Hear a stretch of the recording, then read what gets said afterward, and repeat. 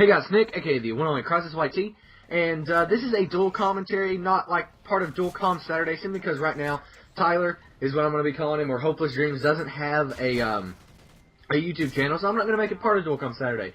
He's just one of my good friends, and yeah, so we're just going to be doing a Dual Com. We're going to be talking about the YouTube community, and the reason I brought him on for this is he's been around basically since the YouTube community started. He's been watching videos since when? Back before MW2, around COD 4, Yeah, COD 4, man. Whenever Blame Truth was making videos in his prime and stuff, I've been there since then. Yeah, it's been great.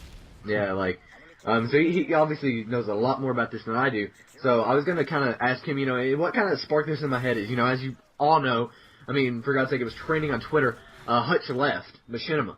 And that's a big deal, I mean, it's one of the best guys. He basically made the commentating what it is today. He set the standard back in the day as one of the first guys to start up doing it, and here we are. I mean, for quite a while he had the biggest channel until he got overthrown by C-Nanners, and then now Woody and everybody else is higher than him, but nevertheless. So yeah, I'm gonna go ahead and ask you, what do you think about Hutch leaving Machinima? I mean, it was pretty shocking at first, and I can't really contemplate as to why he would do that. Did he even give like a real reason why he did in that video? He didn't give a reason, but it seemed like he was just fed up with it. Like, I noticed that on his channel and stuff that he, if you just go back and watch some of the recent videos that he posted on his channel, which are from 4 months ago, he seemed really out of it. Yeah, out of it and done with it, kind of. No more video games, he wasn't willing to. And I mean, he'll get back into games, but I don't, he said that he don't see himself playing 8 hours a day like he was at Machinima. Yeah. I mean, that's a ton of gaming. I don't even know if I could do that. I don't play 8 hours a day. Even when I'm, off from school and just making videos, I don't play that much. Maybe if I stream a lot, but yeah. I was gonna say is as far as him leaving, it really comes as a shock because, like we've been saying, he's been doing it since 2007 or something like that. Whenever 3 years. Yeah, he's basically founded the Call of Duty scene other than Blame Truth, and pretty much made it what it is, especially especially sniping and all that. He made Call of Duty what it is, and for him to just leave like that, it's pretty shocking. What do you think of it? I think that it is shocking, and it was unexpected. I mean, it was something that it really was. I kind of saw it coming, but I thought that he would take a break, which he was already doing. I had been on a vacation for a week or two already from Machinima Respawn, which is understandable. And then he took this break, and I was like, okay, he's gonna come back in about a month or so, and he'll be fine, back into it. But then next thing you know, he comes back and he's like, I'm done. I'm so sudden. Yeah, it's just randomly, and I think it's the first time that someone has, especially in this community that we have of Call of Duty and gaming in general, has just been like, I'm done. I'm leaving. It's over. Yeah, and really has left, and not just left for a couple of months. I was wrong with he's definitely going to be gone. For him to quit his job like that, you definitely know he's serious about it and stuff. Yeah, I mean, that's just crazy. It's the first time it's ever happened. And I think we're going to see a lot of these YouTubers starting to throw in the towel forever. And in a way, I see this as a kind of a turning of the tide. There's a lot of commentators up and coming. I'm one of them, and I could see people tell me all the time that I could be the next big thing if I just play my cards right. And, maybe I could. I don't really care, But the thing is, it's just, I think it's a turning of the tides. I think people are getting, fed up with it. Because, I mean, if you do something for 4 years, eventually, I guess, it would get tiring, Yeah. But, Fisticuffs said on Twitter last night that he might be leaving in a year or so, Wings has said that he said he would not stop making videos, but he's thinking about, once he gets his house paid off in 2 years, just doing Let's Plays, and just basically posting whatever he wants. And I think we're going to be seeing a lot of the YouTube community changing in the future, especially people and then Blame Truth as well. He seems like he's getting back into it more now that he's bought Monster 3 and stuff, but at the same time, I could see him leaving as well, So yeah, I mean, I think it's a turning of the tides. I think it's changing, and I think that there's going to be a new rise of commentators coming up, especially, I don't know if you've heard of TBNR Frags or TNBR Frags or whatever. He's a really good player and a decent commentator, and I think he could possibly take over one of the top spots. Yeah, I mean, I agree, especially like, these low time, well, not really low time, but these, like you said, upcoming commentators and stuff. I mean, to be honest, they have more potential. You can really tell that they're dedicated. Like Blame Truth and stuff. He posts videos like every now and then now, but he took that hiatus as well as other YouTubers. But you can tell for the people who are up and coming and stuff, you can really, basically understand by their commentaries that they really want to be in their top spot, and by the, the content that they're making. I mean, if they keep on going, I really think they can take that top spot and stuff. I mean, yeah, they seem to have more dedication than the real YouTubers after like 4 years and something, and you can really understand that. I kind of wonder if there's something up at that, machinima respawn job, doing the respawn videos though, because CNanners now is not working for Respawn. As far as I know, he's in LA still, but I don't think he's working officially for Respawn. Now, that might not be all true. I didn't know that. Okay? That might not be all true, but he's not on Respawn every week. He said that he would be on the show sometimes, but CNanners is taking and posting a lot of videos on his main channel, and it wouldn't surprise me if CNanners is back into the commentating game. Because I could see that getting tiring. I mean, basically all CNanners was doing was making videos of him in person. He really wasn't playing games that much, so I can kind of understand that he's wanting to go back and start commentating again. That's where he started. That's what he loves to do, so I understand why he wants to go back and do that. So yeah, I mean, I wonder if there's something up over at that Respawn job, I mean, I'm not calling out Machinima or anything. It's just kind of weird that CNanners would, kind of leave, and then Hutch would leave officially. I just kind of wonder, what's going on there. Yeah, I mean, so many people are just kind of dropping out of it. I mean, that's their job, for God's sake, and for them to leave like that, like abruptly. With CNanners, if he's making money off his channel now, then that means, he's doing that as a job. But so he's still making videos as a job. But like Hutch, just to leave like that is incredible. It's just odd that they would do that. I mean, yeah. I mean, I guess Hutch is a little bit different because he's not like he has a family, to support or anything like that, like a kid and a wife. But still. Yeah, sure. Something else I was wanting to talk to you about. Like, back in the day, when you first started watching commentaries and first started watching videos, how has it changed since the YouTube partnership was introduced, the Machinima partnership and gaming partnerships in particular, up until now where everyone's striving for a partnership? Like, how do you think that's changed the community?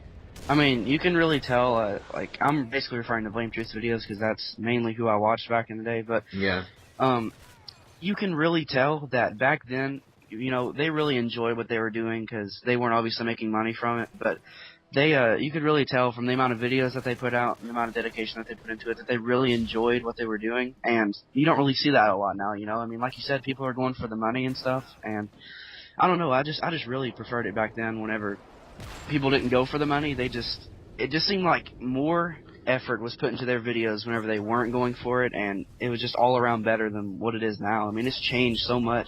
I mean, like, if you go back and watch Blame Truth videos, I don't know if they're still up or not, but you can really tell that the big change that's been going on, because, I mean, he uploaded, like, tips and stuff, and when do you ever see anyone do tips other than, like, Woody's Gamertag? I mean, Woody and T. Martin are the only two that do tips anymore. I mean, and I know there's a lot of smaller guys out there, but I'm saying, like, the big YouTubers that do tips are Woody and T. Martin now, and that's about it. I mean, like, back then, like, it was basically, like, way more helpful back then, because people just didn't do it for the money. I mean, like, what else can you say? I mean, honestly, just back then, it was so much better, in my opinion. I mean, I see people even now, like, pushing for the money. People are starting YouTube for the money. Back when I started YouTube, which is actually a year ago, I've had 3 channels. This is my 3rd channel, guys. I'm not restarting again, so don't worry about that. But, like, back when I started a year ago, I didn't even know what a YouTube partnership was. I'm going to be honest, what I thought a partnership was 2 channels partnering together to make content. That's what I thought it was. Because, that's what a partnership is. But now I know what it is and everything. And I wasn't making videos for a partnership. I was making videos because I wanted to. I went out and I bought my Dazzle, and I was like, I'm going to make commentaries because, I was watching all these guys making these videos. So, and I think less and less people are seeing that. More people know what a partnership is when they start off, and that's their main goal. Still, to this day, I don't care about partnership. I mean, I just uploaded a video yesterday that was, Crisis, why are you not a partner? The only reason I uploaded that video was because I get tons of questions asking. I don't care if I get a partnership. I do this because I love doing it. And it makes for better videos. Yeah. Honestly. I mean, whenever I sit down and I make a video, I make a video every day. So when I sit down and I make a video, I love doing it. I never really dread making a video unless I'm going to have to, unless I can't think of something to talk about or something, which really isn't an issue either. So I just love doing what I do. Also, I was going to say this. we're seeing all these YouTubers fall out, right? And we're seeing a decline in the COD community, the Call of Duty community. We're seeing a decline in that. And how long do you think Call of Duty will keep going? I know you're pretty fed up with COD. The only reason you'll play Call of Duty really is when you're playing in my live streams. So, yeah. like, how long do you think the Call of Duty community has left? Do you think it has one more game, two more games, or do you think, Black Ops 2 is going to come out and it's going to crash? What do you think? I mean, as far as like the YouTube scene, or just the games in general? Just the game in general. How long will people keep watching videos? Because it's a base room.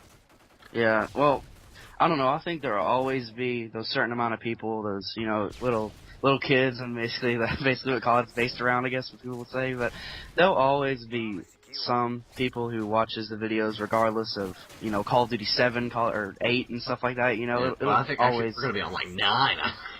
Yeah, I've already lost track, and I'm just trying to make an example. But I think that people will always be watching the videos unless it turns drastically and something like the actual COD killer comes out, not like Battlefield or whatever, but like the self-proclaimed like COD killer comes out and it basically overshadows it. I pretty much think it'll be the top dog in the gaming community until something else comes out. I think that this is the year for that. I think this is the year that if Call of Duty is going to be overthrown, it'll be this year. And the reason is we had Gears of War 3 and Battlefield 3 and COD come out last year, right? Those games were really, really kind of, Gears of War 3 didn't have enough longevity of playtime to be able to, capture a community, really. And Battlefield 3 just got overshadowed because of there's some glitches on that game, and the vehicles really aren't, really meant for it. But this year, we have 2 games. It looks like Respawn Entertainment Team will probably come out in September. We're going to have Halo 4 probably coming out in November, right with Call of Duty. So, or maybe Respawn Entertainment Team is going to come out in October. So we're going to have 3 big titles coming out with Respawn Entertainment's new game, whatever that may be. Then we're going to be having Call of Duty Black Ops 2, and then we're going to be having Halo 4 coming out. Right out, just bam, bam, bam, bam, bam. And it's going to be saturated on the YouTube market. And I plan on making videos on all 3, which is going to be kind of hard to do. But, I think that if we're going to see a COD killer, it'll be what Respawn Entertainment's putting out, because I don't know how much you've looked into them, but there's like 20-plus devs that were originally worked on Call of Duty 4 and Modern Warfare 2 are now working with Respawn Entertainment, including the people who founded Infinity Ward. So, yeah. I'm really stoked for it. I wish, do you know when they're going to release any, like, gameplay or whatever? Do you think it'll be at E3? Or we might see something at PAX East, which is, I think it's this weekend, yeah. So, but I'm not for sure on that. We will see something at E3. I can guarantee that almost. Yeah. We've already seen Halo 4 gameplay, and then Black Ops 2, of course, E3 will be the debut for that as always. But we'll have linked information when they do their press thing in May. So, yeah. Yeah. There's going to be so much stuff coming out. It's going to be hard to make all those videos and stuff. But, yeah. I agree with you with the COD killer thing. I think it'll be this year, especially with the Respawn game, like you said. And especially since people were tired with Modern people were tired with MW3 by December. Beginning of December, people were like, okay, this game isn't fun anymore. Whereas I remember, Modern Warfare 2 came out, people were playing that for like 3 or 4 months before, at least they got tired of it, and they would pick it back up in the summer. Whereas I don't really see people picking MW3 back up this summer. I think they're going to be going to Battlefield 3. The Halo Reach community is actually growing quite a bit, more than I expected it would be. And then, if they do end up doing a Halo 4 beta, which they've said right now they wouldn't, but, we still don't know. Maybe something would come out in July. We don't know exactly right now. If they do that, we're going to be pulling so many more people away from Call of Duty. Yeah, it seems like with every Call of Duty that, honestly, like we said about Modern Warfare 2, like, people can keep on going back to that game and stuff, and, people still play it now, we still play it now and stuff, and that really shows, I guess, dedication, for those games, and, like, every Call of Duty game, it seems, that is released, that the playtime for it seems to drastically decrease so far. You said, Black Ops was in December, well, you said that about Modern Warfare 3. Black Ops was like late December, January, and then Modern Warfare 3 was like December, 1st of December, people saying they were tired of this game. But since Respawn Entertainment is making those, has made those past Call of Duty games and stuff, the developers for it, hopefully they really get it right and, have post-launch support, God forbid, if everyone's ever heard that for the Call of Duty scene. But, hopefully since they've been working on the other games, they can get something right and, continue to support it and stuff, and hopefully people won't die out after like 2 months. I mean, it's really sad that happens. I mean, what happened to the games that would have a 2-year lifespan? You know, I mean, Halo 3 had a 3-year lifespan on it, and people would play it all the way through. I remember back the summer before Reach came out, and even the winter before Reach came out, there was at least 500,000 people in that game just all the way through. And I think we might have just lost Tyler via internet. All right, guys. Basically, as I was saying before his internet lost, as you guys know, it's kind of bad internet right now for some reason, but it's okay. But Halo 3 was able to capture a community. It had a competitive community and a social community run by side by side. But if they had to, they could coexist. And that's something that we're losing. I mean, the COD community is there competitively, but it's nowhere near as big. And it's not even on an MLG circuit this year because it wasn't integrated into the game properly. I mean, it's crazy, and they really need to push this with these new games. With Halo 4, with Respawn Entertainment's new game, if they have a competitive side to them, that would be a lot better of a game. If the two communities can run side by side but coexist at the same time. I definitely agree. Also, COD Elite has really split the community in half. Whereas half the community has the maps, a quarter of the community has the maps, and a quarter of it doesn't, or 75% of it doesn't. And that's something that really is bad, I mean, I'm not buying the map packs. They're losing money in the long run because of COD Elite, I think.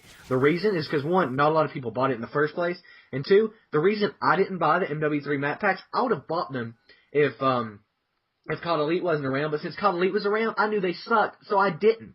I mean, the only reason I will buy, and I've said this before, MW3 a map pack, is if they do a throwback maps. If they bring back High Rise, bring back Overgrown. That'd be great, man. I would buy that map pack, but that would be the only map pack that I would buy for this game, simply because it's not that great, So yeah, I think we're gonna go ahead and wrap it up because, like I said, his internet is kind of like, let me breathe. But yeah, guys, I hope you enjoyed this video. I'm Crisis YT. You want to go ahead and sign out? I guess. Thank you guys for watching. Hope you guys enjoyed it. And I'll see you guys later. All right. Peace, guys.